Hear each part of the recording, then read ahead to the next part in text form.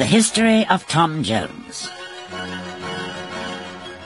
by Henry Fielding.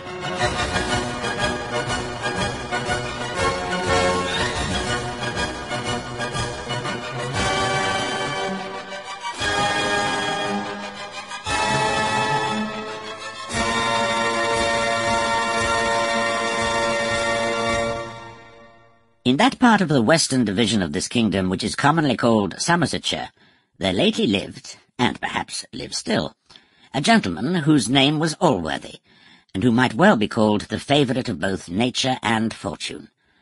From the former of these he derived an agreeable person, a sound constitution, a solid understanding, and a benevolent heart.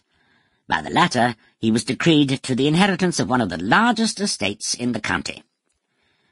This gentleman had in his youth married a very worthy and beautiful woman, of whom he had been extremely fond. By her he had 3 children, all of whom died in their infancy. He had likewise had the misfortune of burying this beloved wife herself about 5 years before the time in which this history chooses to set out. He now lived for the most part retired in the country, with one sister, Bridget, for whom he had a very tender affection. As our story begins, Mr. Allworthy had been absent a full quarter of a year in London on some very particular business. He came to his house very late in the evening, and after a short supper with his sister, retired much fatigued to his chamber.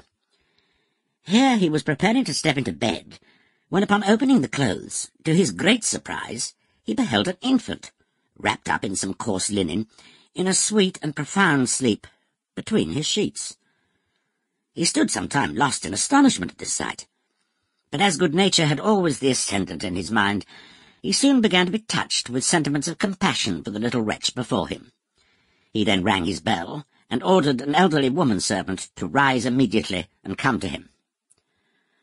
On her arrival, he gave Mrs. Deborah Wilkins orders to take the child to her own bed, and to call up a maidservant to provide it pap and other things against it waked. He likewise ordered that proper clothes should be procured for it early in the morning, and that it should be brought to himself as soon as he was stirring. The usual compliments having passed between Mr. Allworthy and Miss Bridget at breakfast, and the tea being poured out, he summoned Mrs. Wilkins, and told his sister he had a present for her, and Mrs. Wilkins, according to the order she had received from her master, produced the little infant. Great surprises, as hath been observed, are apt to be silent, and so was Miss Bridget till her brother began and told her the whole story. Miss Bridget had always expressed so great a regard for what the ladies are pleased to call virtue, and had herself maintained such a severity of character, that it was expected, especially by Wilkins, that she would have vented much bitterness on this occasion, and would have voted for sending the child, as a kind of noxious animal, immediately out of the house. But on the contrary, she rather took the good-natured side of the question, intimated some compassion for the helpless little creature, and commended her brother's charity in what he had done. Perhaps the reader may account for this behaviour from her condescension to Mr. Allworthy, when we have informed him that the good man had ended his narrative with owning a resolution to take care of the child, and to breed him up as his own. For, to acknowledge the truth, she was always ready to oblige her brother, and very seldom, if ever, contradicted his sentiments.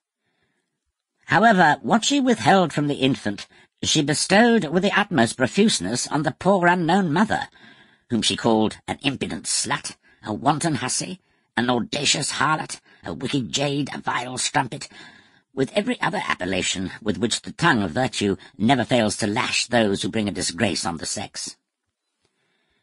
A consultation was now entered into how to proceed in order to discover the mother. A scrutiny was first made into the characters of the female servants of the house, who were all acquitted by Mrs. Wilkins. The next step was to examine among the inhabitants of the parish, and this was referred to Mrs. Wilkins, who was to inquire with all imaginable diligence, and to make her report in the afternoon. She went immediately to the habitation of an elderly matron, to whom, as this matron had the good fortune to resemble herself in the comeliness of her person as well as in her age, she had generally been more favourable than to any of the rest. To this woman she imparted what had happened. Sample complete. Ready to continue?